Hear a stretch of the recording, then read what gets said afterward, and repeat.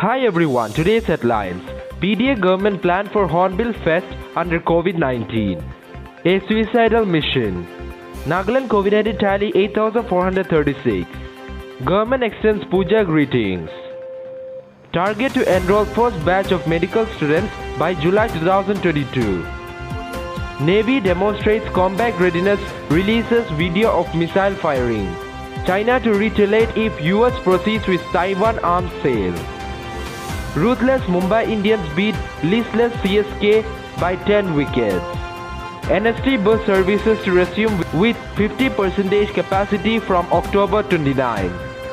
Security forces apprehend NSCN K Congo cadre in Dimapur. News in details. PDA government plan for Hornbill Fest under COVID-19. A suicidal mission.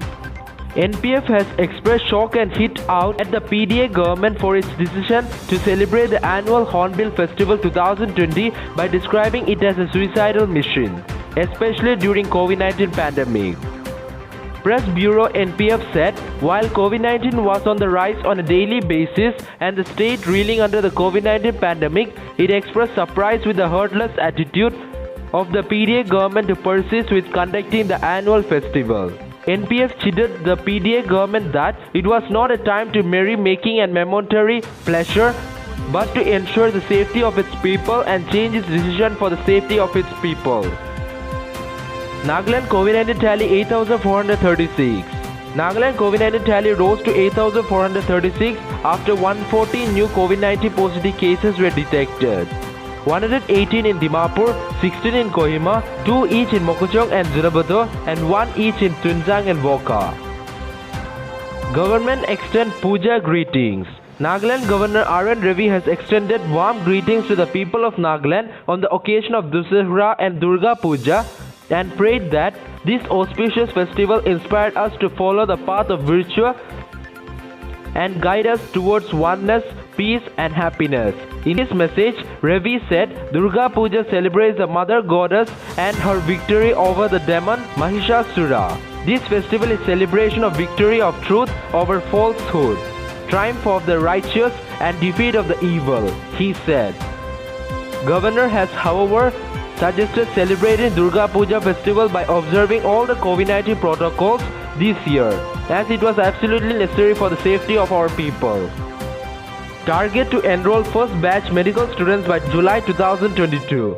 Though construction works were far from complete, official sources exuded confidence that admission of the first batch of Nagaland First Medical College at Kohima is expected to commence by July 2022. Highlighting the roadmap of the medical college, sources from the Directorate of Health and Family Welfare informed that an application to the Medical Council of India for first year requirement as per the MCI is expected to be given in July 2021.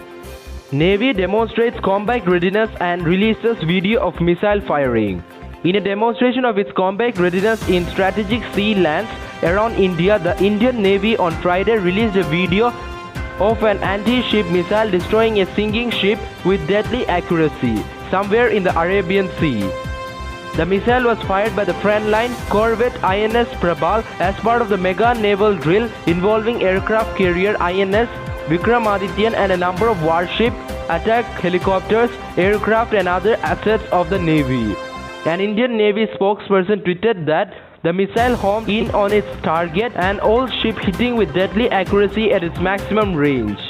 China to retaliate if US proceeds with Taiwan arms sale. China has vowed to retaliate if the US proceeds with the sale of advanced weaponry to Taiwan worth more than $1 billion. The statement from Chinese Defense Ministry gave no specifics, but the development marks a further deterioration in ties between Beijing and Washington that have hit their lowest ebb in decades.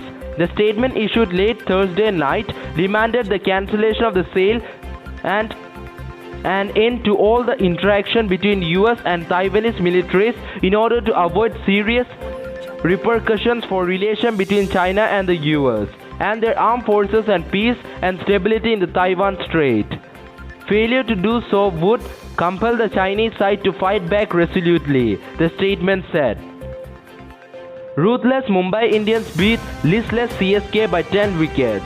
Trent Boult and Jasprit Bumrah's devastating pace bowling spell in the tandem before Ishan Kishan's batting heroic helped Mumbai Indians post a comprehensive 10-wicket win over Chennai Super Kings in a completely lopsided IPL match here on Friday. With the embarrassing loss, CSK are all but out of reckoning for the playoff with just 6 points from 11 games, while Mumbai Indians jump to the top spot with 14 points from 10 matches. NST bus services to resume with 50% capacity from October 29. The Nagaland State Transport bus services in the state will resume with 50% capacity from October 29, 2020, informed the General Manager NST on Friday.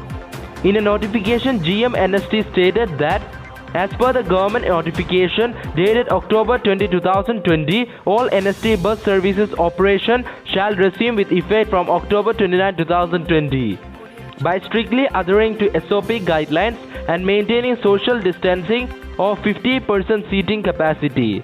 In this regard, all the station officers are instructed to observe the following guidelines while operating the services. Security forces apprehend NSCN K Congo cadre in Dimapur. Security forces in an operation along with police representatives apprehended a cadre of NSCN K Congo near Naga Colony in Dimapur on Thursday, October 22, 2020. A press release from PRO Defense Kohima informed that the security forces launched an operation based on specific input and apprehended a cadre of NSCN K Congo. The troops also recovered 1.22 mm pistol with magazine and 5 live rounds of ammunition from the possession of the individual. The apprehended person along with recovered items have been handed over to the East Police Station Dimapur for further details. That's all for now. To get such latest news, don't forget to subscribe this channel. Thank you.